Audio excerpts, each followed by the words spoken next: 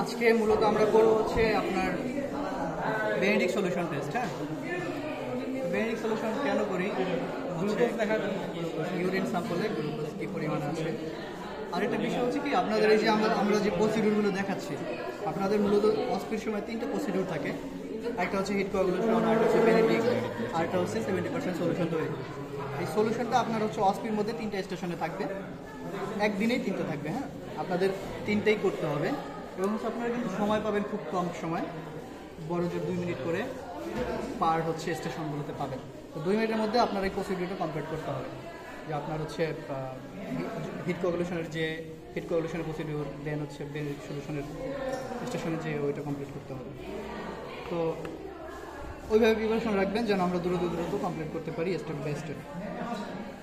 তো এখানে আছে প্রথম স্টেপে কি বলছি, এখানে আমাদের হচ্ছে টেস্ট টিউব হোল্ডারের মাধ্যমে টেস্ট টিউবটাকে ভালোভাবে ধরা।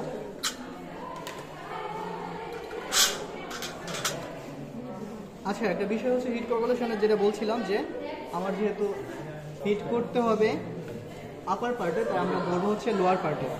কিন্তু বেনেডিক্ট সলিউশনে ঠিক উল্টা, আবার হিট করতে হবে লোয়ার পার্টে, তা আমার টেস্ট টিউবটা ধরতে হবে কি আপার পার্টে, মানে হোল্ডারটা আপার পার্টে ধরতে হবে।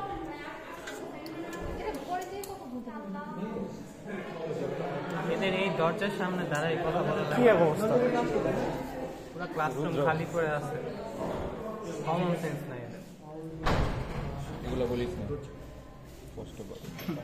আচ্ছা, যাই হোক, টেস্ট টিউব হোল্ডার দিয়ে ধরলাম। দেন হচ্ছে আমার রিয়াজেন্ট নিতে হবে।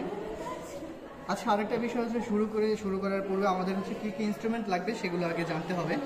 যেমন হচ্ছে আমাদের বেনেডিক্ট সলিউশন যে রিয়াজেন্ট আপনার রেডি ফর ইউজ, এটা হচ্ছে রিয়াজেন্টটা। তো প্রথমে আইডেন্টিফাই করে নিতে হবে যে আমার যে সব কিছু সুসজ্জিত আছে কিনা, যে আমাদের কী কী দরকার পড়বে। দেন হচ্ছে আমার স্পিরিট ল্যাম্প, স্যাম্পল। আচ্ছা, স্যাম্পল যেটা, সেটা হচ্ছে আমাদের মূলত ইউরিনের স্যাম্পল আমরা টেস্টটা করি। ইউরিন আমি বলতেছি তো, হ্যাঁ, ইউরিন আমাদের এখানে ছিল না, কিন্তু হচ্ছে ইউরিনের কারণে ইউরিন থাকুক বা কিংবা হচ্ছে আপনার ডেক্সট্রোজ দিয়ে একটা সলিউশন তৈরি করা থাকুক। ইউরিন কম্পালসারি না, কম্পালসারি একটা স্যাম্পল কম্পালসারি, যাতে আপনার একটা পজিটিভ স্যাম্পল পজিটিভ আসে। তো এটাতে হচ্ছে আমরা আপনার হচ্ছে ডেক্সট্রোজ মিশিয়ে, পানির সাথে ডেক্সট্রোজ মিশিয়ে একটা স্যাম্পল তৈরি করছি। ডেক্সট্রোজ কি একটা তো গ্লুকোজ, তো ইউরিনে মূলত আমরা কি দেখি, গ্লুকোজটাই তো দেখি। তো আপনার হচ্ছে ডেক্সট্রোজ মিশালেই ওটা একটা ইউরিন স্যাম্পল পজিটিভ স্যাম্পল তৈরি হয়। এটাও ঠিক একই, এটাতে মধ্যেও ডেক্সট্রোজ, কিন্তু এটাতে ভলিউম কম, এবার এটাতে হচ্ছে বেশি। আমার কম বেশি দেওয়ার হচ্ছে কারণ আমি 2টা টেস্ট টিউবে মূলত দেখাবো যে একটা মানে কতটুকু একটু পরিবর্তন হয়। কালার পরিবর্তন শুধু বললেই তো হলো না যে হচ্ছে গ্রিন আসবে একবার হচ্ছে রেড আসবে, ব্রিক রেড আসবে। আমি হচ্ছে 2টা দিয়ে করলাম যাতে হচ্ছে 2 ধরনের কালারটা পরিবর্তন আসে। তো স্টেপ 1 যেটা আমরা হচ্ছে স্টেপ 1 কমপ্লিট করলাম, যে টেস্ট টিউব হোল্ডার দিয়ে ধরলাম।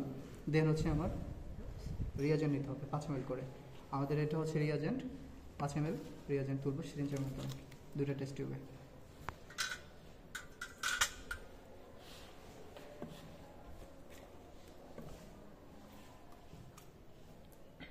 আচ্ছা, পরীক্ষার সময় আপনাদের হচ্ছে রিয়াজেন্টগুলো তোলার সহজ পদ্ধতি আরও বের করে রাখবো অনেক, যাতে আপনারা অতি সহজেই তৈরি করতে পারেন, মানে হচ্ছে রিয়াজেন্টটা তুলতে পারেন। এটা একটু কঠিন, তাও সিরিঞ্জ তুলনামূলক বেটার আপনার হচ্ছে পিপেট দিয়ে তোলা বা হচ্ছে অন্য কোনো মাধ্যমে তোলা।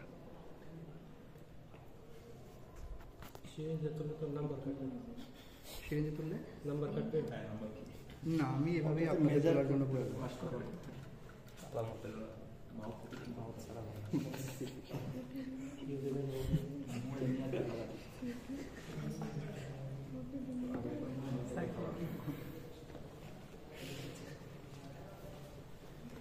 আর তো ব্যাস নাই না, এইটাই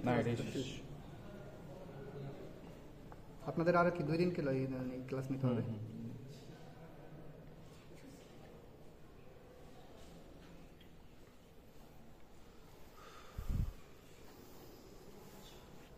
আচ্ছা, একটু খেয়াল করবেন হচ্ছে 5 ml কিন্তু, হ্যাঁ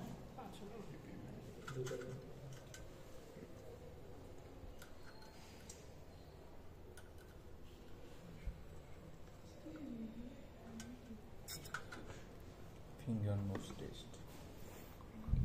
তো স্টেপ 3-তে বলছে কি 5 ml রিয়াজেন্ট নেওয়ার জন্য। তো 5 ml রিয়াজেন্ট নিলাম আমরা, দেন সেটাকে হিট করব।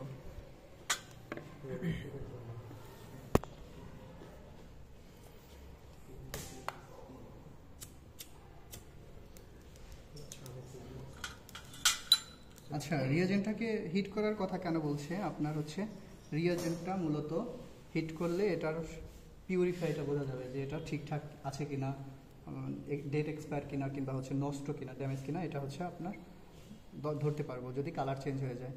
আর যদি কালার চেঞ্জ না হয় তাহলে এই কালারটা ঠিক এটাই থাকবে, ব্লু কালার, তাই না? ব্লু কালারটাই থাকবে।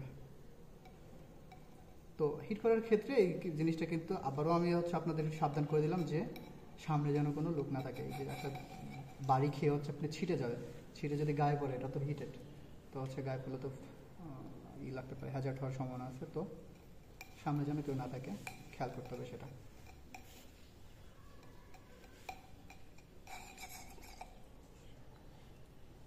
একটু ঝাঁকাই নেবেন, আপনার গরম হতে থাকলে ঝাঁকাই নেবেন, তাহলে হচ্ছে ওই ছিটে যাওয়ার সম্ভাবনা খুব কম থাকবে।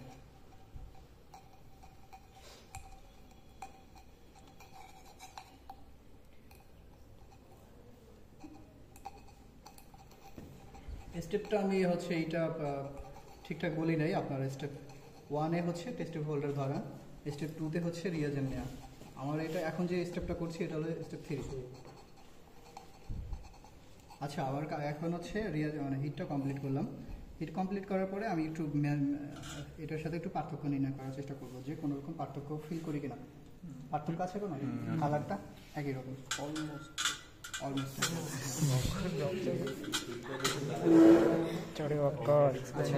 দেন হচ্ছে আমার স্টেপ 3 এই পর্যন্তই। তারপরে আমার কি বলছে, স্টেপ 4-এ বলছে হচ্ছে স্যাম্পল নেওয়ার জন্য।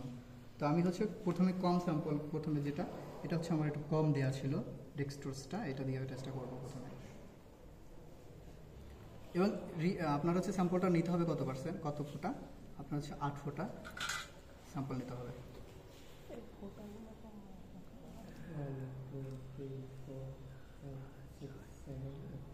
গতকালকে 5 ফুট, আজকে 8। হ্যাঁ, গতকালকেরটা 2 থেকে 8, এটা হচ্ছে আপনার হচ্ছে গতকালকের, এটা হিট কোয়াগুলেশন টেস্ট। আচ্ছা, দেন হচ্ছে আমার স্যাম্পলটা নেওয়ার পরে কি করব, এটাকে আবার একটু হিট করব। 7 রঙের চা।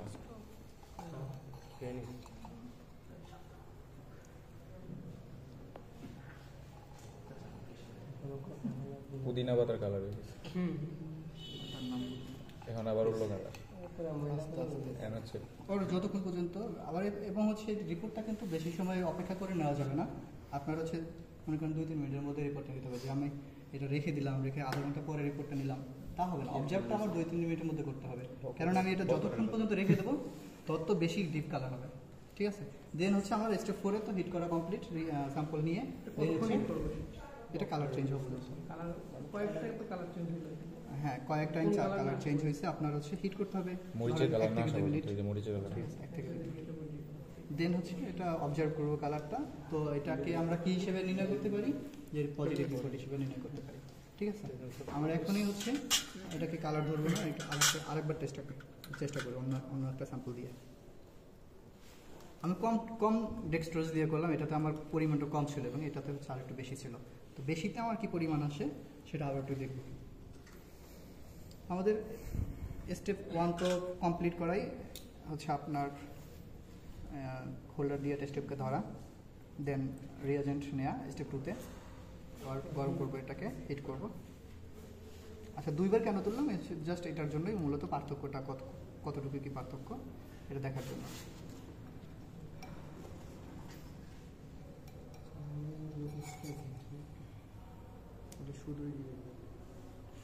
এটা শুধু রিয়াজেন্ট।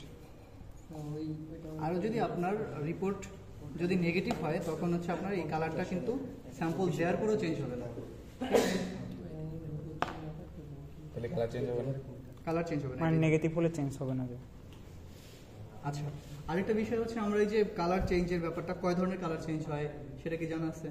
এর তো 4 ধরনের দেখলাম। হ্যাঁ, 4 ধরনের কালার।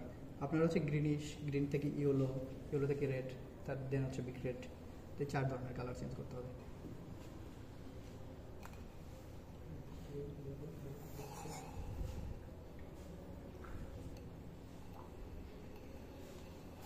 আজকে কম স্টুডেন্ট, তাই না?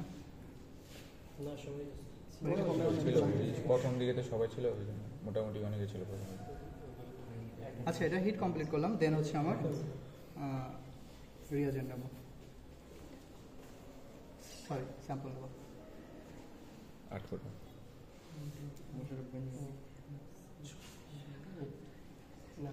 আট হয়ে গেল না? আচ্ছা, স্যাম্পল নেওয়ার পরে আবার একটু হিট করবো। ইয়েলো থেকে ব্রিক।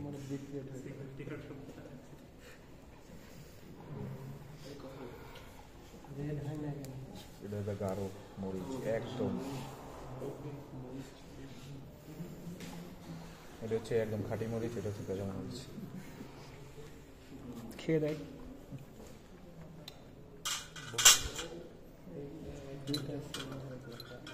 আচ্ছা, এবার হচ্ছে আমার এটাতে বেশি ছিল আর এটাতে কম ছিল, কালারটা প্রায় কাছাকাছি দিছে, ওইটা ডিপ কালার, এটা একটু কিন্তু হালকা। একটু ডিপ দিছে। তো হচ্ছে বেশি কারণে মূলত এটাতে সুগারটা বেশি আছে, তাই হচ্ছে আমার এটাকে কালারটা একটু বেশি বেশি দিছে। এটাকে কি কি হিসেবে কালার আইডেন্টিফাই করবো? সাপোজ হচ্ছে আপনার বিগ রেড, ঠিক আছে, এটাকে ধরলাম রেড, ব্রিক রেড, ইটের মতো লাল। পুরো এটার মতো। তো হচ্ছে এটাই মূলত। আরেকটা বিষয় হচ্ছে আপনার সর্বশেষ যেটা খেয়াল করবে না আপনার টিচাররা, সেটা হচ্ছে আপনার আপনি টেস্ট টিউবটা কীভাবে রাখবেন, কীভাবে খুলে রাখবেন। আমি হচ্ছে আগে টেস্ট টিউব ব্যাগের মধ্যে রাখবো, দেন হচ্ছে আমার কিন্তু টেস্ট টিউবটা এখনো গরম আছে, তো আমি হাত দিয়ে ধরবো না। তো সেটা কীভাবে করবো, আমি টেস্ট টিউবটা রাখবো, দেন হচ্ছে টেস্ট টিউব একটা লুজ করে আমি খুলে ফেলবো, তাহলে আমার হাত লাগার সম্ভাবনা কম। আলটিমেটলি শেষ। তো হচ্ছে এটাই মূলত প্রসিডিউর। এটাই হচ্ছে আপনার 2 মিনিটের মধ্যে অস্পেশন করতে হবে। আমি তো বুঝে বললাম, অনেক সময় নিয়ে বললাম, তাই